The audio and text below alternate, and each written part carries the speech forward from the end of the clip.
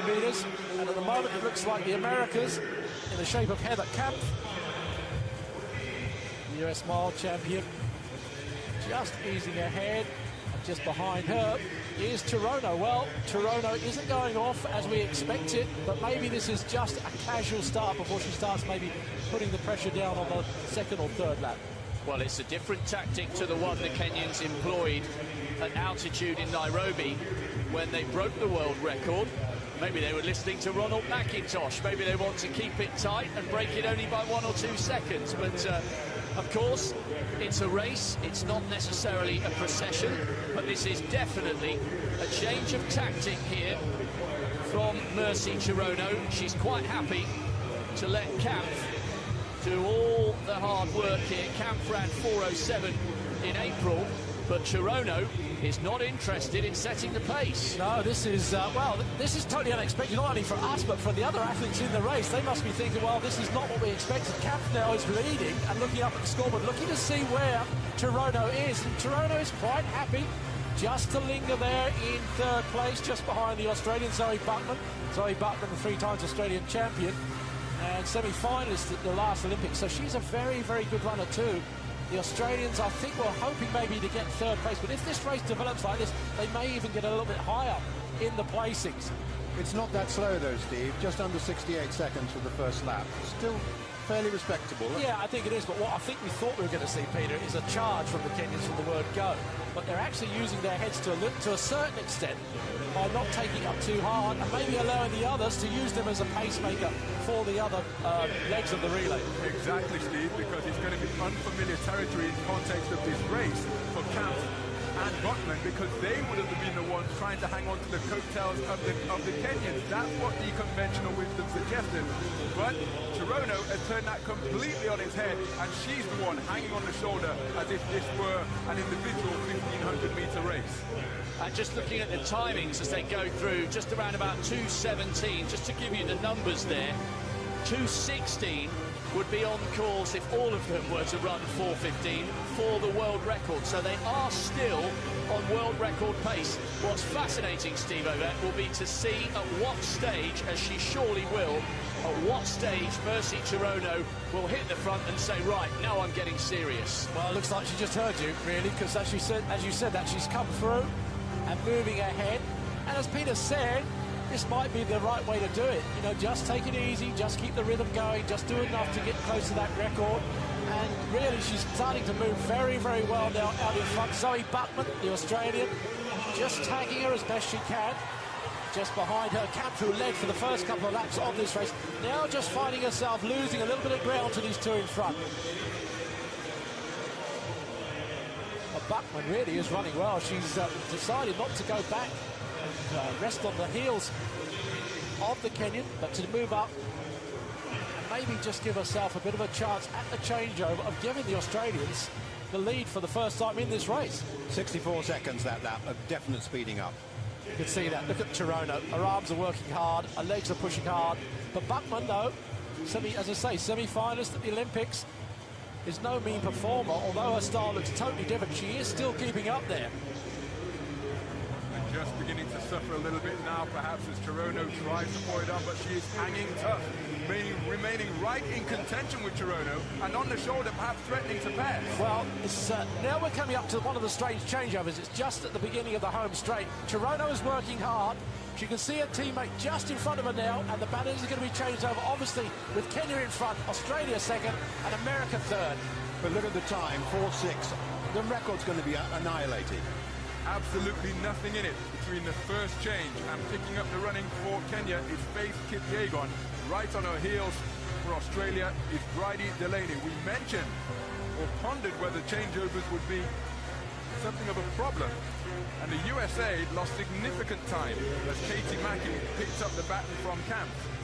So just a little bit further back than they were previously, but it is Kipyegon, the Commonwealth record holder, two-time World Junior cross-country champion, leading at the moment, and right on her heels for Australia is Bridie Delaney, second place. in the Australian 1500-metre championships back in 2012, the 24-year-old. Delaney's doing well. She's looking up at the scoreboard all the time, checking where she is. She's only run about 4:10 for the 1500 metres. That's her personal best. So she's really running at her limit here, but she's keeping up now, and that's the most important thing, because there's a little bit of pressure on the Kenyans. This is a really, really great effort from the Australians. Delaney was 5th in the World Juniors a few years ago, so she has got some pedigree, and she's got her compatriot Buckman to thank for getting her in the mix. It's great to see the Australian quartet not intimidated, as they could have been by reputation, by what the Kenyans are clearly capable of. So, still in control, but with Australia for company, is Kipyegon for Kenya. Delaney in close order, further behind than they were at the change, courtesy perhaps of a rather sloppy change. It's Katie Mackey of the United States, 9th in the US Olympic trials. Kipyegon, though, is starting now to just slightly increase the pressure, and you can see the stride behind them of her in Brittany Delaney starting to bounce just a little bit more. She's really trying to push hard to keep up. Well, as Peter was saying, they are on course to smash this world record. And let's not forget the athletes still to come.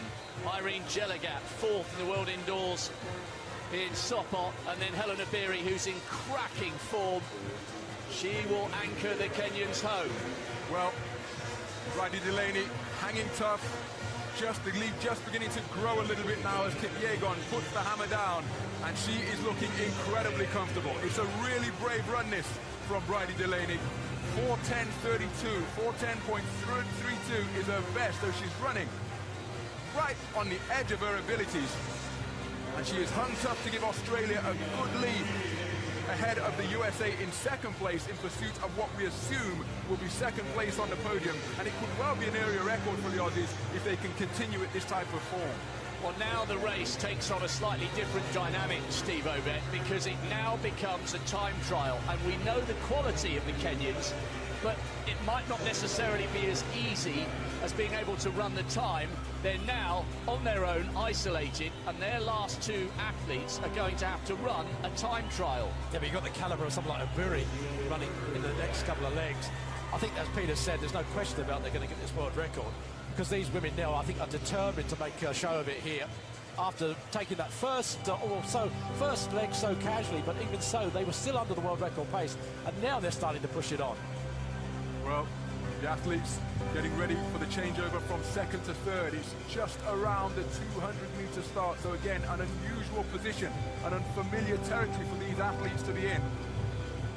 And their stride really shortening on Delaney now, but pushing on unabated, clear of the traffic. Here's the Kenyan, striding away ahead of this change to 2nd to 3rd. Let's take a look at the clock as jogging in anticipation is Jeligat, and she has the baton and is away and clear for the 3rd leg. Delaney really feeling it now, but fighting for all she's worth as McGowan picks it up for the green and gold. Well in schedule for the record, 8:14.95 shown there on the clock, so what, a 4:09 second 1500 metres by Kipyegon, who ran so smoothly. Now we've got Jeligat out on her own. This is Kenya against the clock. Australia, an isolated 2nd. Perhaps the Americans just are gathering a little bit of ground on them, but the athletes, 4 nations here, spread, over 100 metres now from first to last. The one shame here really is that there only are 4 nations. There could have been other nations like Russia and Britain and Ethiopia who could well have got very substantially into the money here. So it's a pity that they've been deprived of their chance, and which would have made it an even more competitive race, if not for the first, at least for those other positions. And indeed the American is now just out of shot, gaining on the Australian. Now it's a question of Irene Jeligat. Well, her best is 4:02.59. She's the African Games champion. She's been 5th and 4th in World Indoor Championships, so a very experienced runner. And yeah, definitely the Americans are gathering now. Katie Grace running for the United States and McGowan for Australia. The Americans, of course, will have Brenda Martinez on the last leg, so it looks very much as if the Americans will get 2nd place overall. At the moment, they're just coming up to the Australian. Here it is now, 6 laps to go overall in this 4x1500 metres. there is the battle on for second, with the American Grace now passing the youngster McGowan of Australia. Well, there's a lot of money at stake. $30,000 for second, $20,000 for third, so quite significant prize money in this event. But they are now well over 100 meters down on the leader, Irene Jelagat of Kenya. Beautiful rhythm, though, from the Kenyans. Just getting out there, drifting through, making it look oh so easy, and it's not. These women are running at what you would classify almost as a world record finalist pace on their own. How much more difficult is it to run those times, Steve? Even though we're in a stadium and you know, there's a title at stake in a world record, how much harder is it to do that entirely on your own? Well, they've had practice. I mean, they've done it twice, haven't they, to break the world record back in Kenya at altitude. But having said that, it is a tough ask. It really is. Because the mental discipline of running into pain is never easy. And when you're running 1,500 meters, every stride that you take is very, very hard at this sort of rhythm. So, Steve, when you're in this type of position and it's you against the clock and you're out on your own by such a large distance, where do you place your focus of attention? How do you retain that focus to keep up that metronomic type of pace at such a high level? I've got no idea. I've never been in that position. To be absolutely honest, I would never want to be in that position. But these women are doing it very, very comfortably. This is true running. It really is at its best. Jelagat working hard now. Their teammates just behind her. You can see in the background, they know that she's on for world record pace. They've done the job. Well, an isolated second for Kate Grace now of the United States, fourth in the US Championships last year. She's an athlete making a fair bit of progress now towards the top ranks in the States at the age of 25. Now it's Jelagat coming up to 4 laps to go. So she'll hand over on the last leg. The Kenyans have got the formidable figure of Helen Obiri. I think Jelagat may have just slowed a little bit off the tempo, but they're way, way inside world record schedule. We'll take a check on that as she comes in for this final handover. What, about 70 meters to go. She'll find Obiri at the traditional 1,500 meters start, effectively. And the time clocking up to 12:26 or thereabouts. Well, they're online for something around 16:30. They are going to annihilate this world record, and look at the speed with which Helen Obiri has set off on this last leg. The Americans out of shot. It's been a good effort by Kate Grace. Brenda Martinez, the 800-meter specialist, now just taking on the baton. She will hope to stay away and clear from the Australians in second place, but Obiri is absolutely sensational. She's flying around. This is just the first lap. She's running almost like an 800-meter runner at this stage. Look at the arm movement, look at the leg movement compared to this woman here, Martinez. Much more relaxed, much more rhythmic. But you can see Obiri is charging down this first lap. It's interesting to see, Peter, what sort of rhythm she's going to run it at. Well, that is the one danger for her, I suppose, isn't it? She does go a little bit too crazy, but she's far too experienced, surely. Just going past, what, the 1,500 meter start again now, 13:24. Wow, that's under a minute. Under a minute, yes. So she's running at 4-minute mile pace for women here on her own, which is totally ridiculous. Absolutely incredible, but we do have to bear in mind that she did storm to a new African and Commonwealth record over 3,000 metres in Doha. Martinez, lovely runner to watch, light on her feet, a great bronze last year. That was the American women's first bronze medal in the 800 metres, but Martinez is in a different race at a different pace, because it's all about Helen Obiri out front and the clock, and she's focusing on the big screen which will show her her own reflection, and surely she is going to tire in the closing stages. The Junkanoo band are still pounding out the tunes, and I just hope the crowd respond here as she comes down towards the finish, because we are witnessing, Steve Obed, something very, very special. Well, let's just see what she goes through this 800 metres in, because she's still keeping this rhythm going.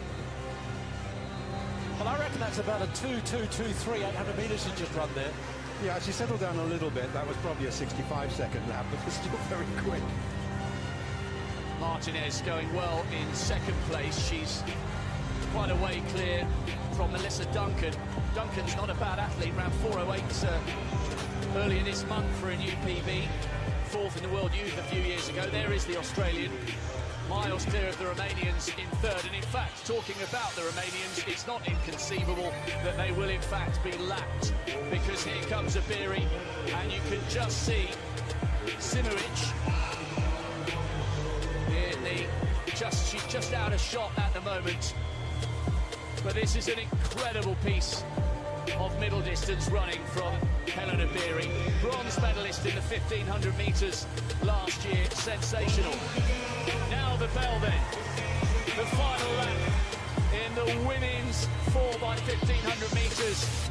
It's not a question of if there's a world record, it's a question of by how much.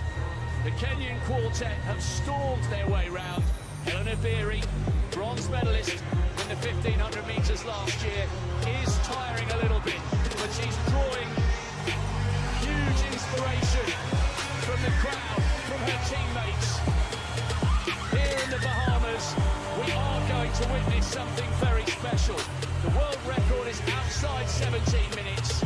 Hellen Obiri, I think, is going to lap Simovic of Romania.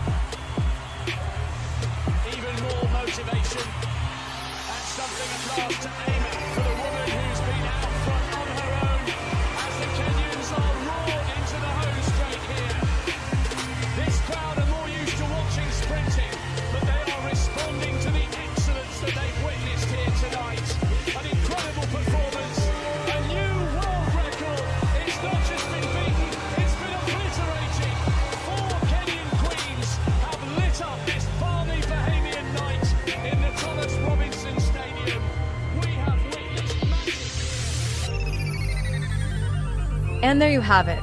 Kenya didn't just win.